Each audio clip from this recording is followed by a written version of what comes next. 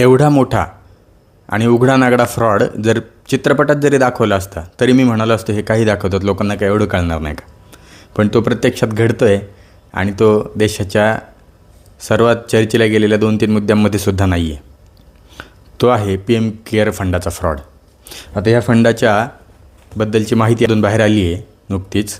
ती अशी आहे की या PM केअरच्या फंडामध्ये एकूण रक्कम आहे 8,452 कोटी रुपये आणि याचा सरकार विनियोग कसा करतं आहे तर फिक्स डिपॉझिटमध्ये ठेवले आहेत 7,846 कोटी रुपये, म्हणजे 93% एकूण रकमेच्या 93% रक्कम ही फिक्स डिपॉझिटमध्ये ठेवलेली आहे.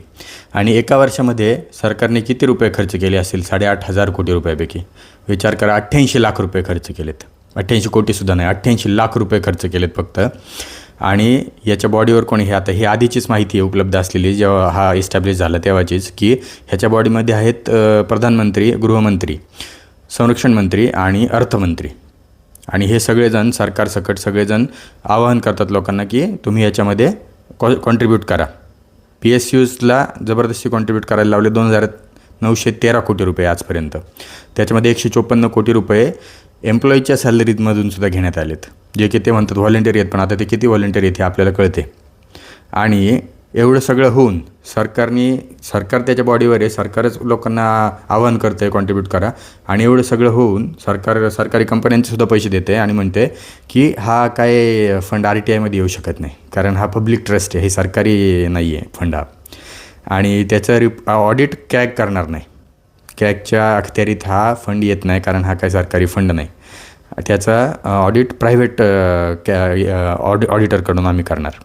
आणि CSRमध्ये याला टॅक्स एक्झम्पशनसुद्धा आहे, याला लिमिटसुद्धा नाही. CSR थ्रू जर तुम्ही दुसऱ्या कुठल्या फंडात एखादी कंपनी जर करायला गेली कॉन्ट्रीब्यूट तर त्याला कॅप असतो, अमुक एका रकमेपेक्षा जास्त तुम्ही करू शकत नाही. पण ह्या फंडाला तो कॅपसुद्धा हटवण्यात आला आहे. तुम्हाला टॅक्स एक्झम्पशनसुद्धा मिळणार, CSRमध्ये तो काउंटसुद्धा होणार आणि त्याला लिमिटसुद्धा नसणार. वा. आणि तो सरकारी फंड नाही आहे. आणि आता मी तुम्हाला यादी सांगतो 2020पासून हा फंड एस्टॅब्लिश झाल्यापासून आजपर्यंतच्या देशामध्ये आलेल्या नॅचरल कॅलॅमिटीज. 2020मध्ये आसाम, बंगाल, बिहारमध्ये पूर आला. 2021मध्ये उत्तराखंडमध्ये पूर आला. 2022मध्ये आसाममध्ये पुन्हा पूर आला. 23मध्ये हिमाचल, उत्तराखंडमध्ये पूर आणि भूस्खलन झालं.